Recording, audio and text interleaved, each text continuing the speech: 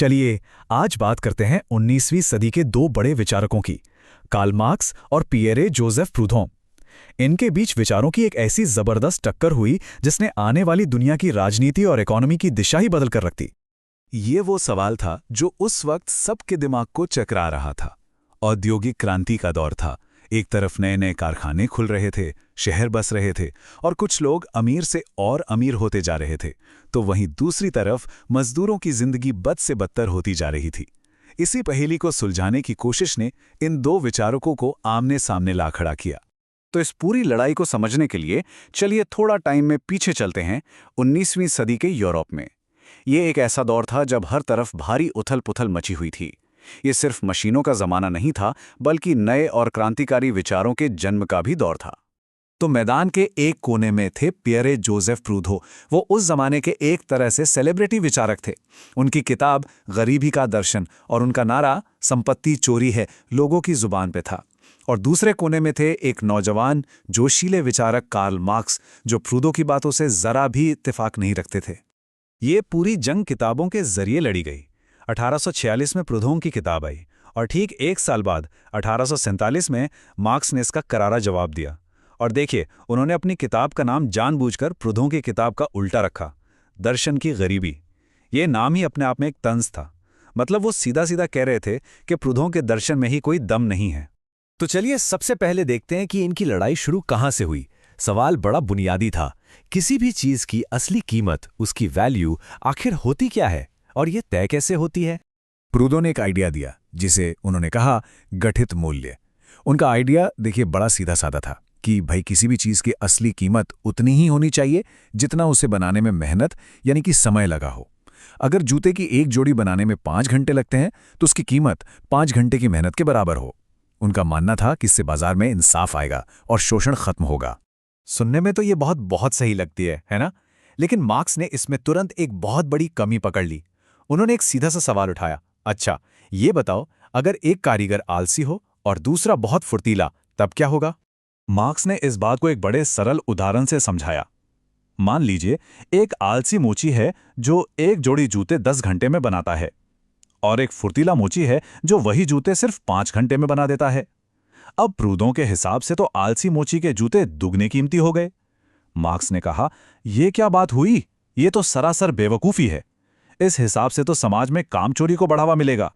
तो इसके जवाब में मार्क्स ने अपना सिद्धांत दिया, सामाजिक रूप से आवश्यक श्रम समय। इसका मतलब ये था कि किसी चीज की कीमत एक इंसान के लगाए हुए समय से तय नहीं होती, बल्कि उस समाज में उस काम को करने में जो औसत समय लगता है उससे तय होती है। इसमें उस वक्त की टेक्नोलॉजी, लोगों का हुनर, सब कुछ शामिल है। अगर ज्यादातर मोची 5 घंटे में जूते बना रहे हैं तो कीमत 5 घंटे के हिसाब से ही तय होगी, चाहे कोई आलसी उसे बनाने में 20 घंटे ही क्यों न लगा दे।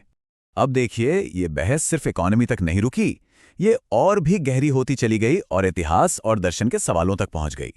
मतभेद सिर्फ कीमत पर नहीं था, बल्कि इस पर भी था कि समाज असल में बदलता कैसे है। प्रूदो का मानना था कि हर चीज के दो पहलू होते हैं, एक अच्छा और एक बुरा। उनका सॉल्यूशन क्या था? अरे भाई, अच्छी चीजें रख लो, बुरी चीजें हटा दो। लेकिन मार्क्स ने कहा, यह तो बच्चों वाली बात हो गई। उनका तर्क था कि ये अच्छा और बुरा एक ही सिक्के के दो पहलू हैं, इन्हें अलग किया ही नहीं जा सकता। और असल में ये जो बुरी साइड है ना, यानी समाज के अंदर का टकराव और संघर्ष, वही तो इतिहास को आगे धकेलने वाला इंजन है। मार्क्स के लिए पूरा का पूरा इतिहास असल में वर्ग संघर्ष की कहानी है, यानी समाज के अलग अलग वर्गों के बीच की लड़ाई। सामंतवाद के अंदर के झगड़ों ने पूंजीवाद को पैदा किया और अब पूंजीवाद का जो सबसे बड़ा टकराव है वो है मालिकों यानी बुर्जुआ और मजदूरों यानी सर्वहारा के बीच। और ये कोई गलती नहीं है जिसे सुधारना है, बल्कि एक ऐसी प्रक्रिया है जो आगे चलकर एक नए समाज को जन्म देगी। मार्क्स का नजरिया कितना अलग था वो इस बात से साफ पता चलता है।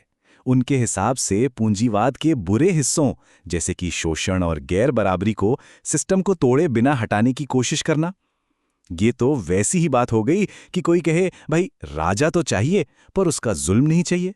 ये बस एक ख्याली पुलाव था। और देखिए, इस सारी थ्योरी का सीधा असर इस सवाल पर पड़ता है कि समाज की दिक्कतों का हल क्या है। क्या सिस्टम में बस कुछ सुधार कर दिए जाएं या फिर उसे जड़ से उखाड़कर फेंक दिया जाए? तो आखिर आगे बढ़ने का रास्ता क्या है? यही वो सवाल था जिसने इन दोनों विचारकों को हमेशा के लिए दो अलग-अलग रास्तों पर खड़ा कर दिया। इसका एक ठोस उदाहरण मिलता है मजदूरों की हड़तालों पर उनके विचारों में। प्रूधों हड़तालों के सख्त खिलाफ थे, कहते थे कि ये मूर्खता है, इससे बस चीजें महंगी होंगी और नुकसान सबका होगा। वहीं दूसरी तरफ मार्क्स हड़तालों के जबरदस्त हिमायती थे। वो इन्हें जंग की पाठशाला कहते थे, जहां मजदूर एक बड़े संघर्ष के लिए एकजुट होना, जागरूक होना और ताकत बनाना सीखते हैं।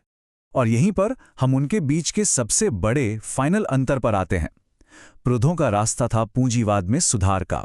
उनका मकसद था कि मौजूदा सिस्टम को ही ठीक-ठाक करके ज्यादा न्यायपूर्ण बना लिया जाए, जबकि मार्क्स का रास्ता था पूंजीवाद को उखाड़ फेंकने का। उनका मकसद था मजदूरी, श्रम और निजी संपत्ति की पूरी व्यवस्था को ही खत्म कर देना। मार्क्स ने अपनी किताब का अंत इन्हीं नाटकीय और जोरदार शब्दों से किया। उनके लिए मजदूर वर्ग के सामने सिर्फ दो ही रास्ते थे, या तो संघर्ष करो और एक नई दुनिया बनाओ, या फिर चुपचाप शोषण सहते हुए खत्म हो जाओ। यहीं से आने वाली सदी में सुधारवाद और क्रांति के रास्ते हमेशा हमेशा के लिए अलग हो गए। सवाल यह है कि क्या ये चुनाव आज भी हमारे सामने किसी न किसी शक्ल में मौजूद है?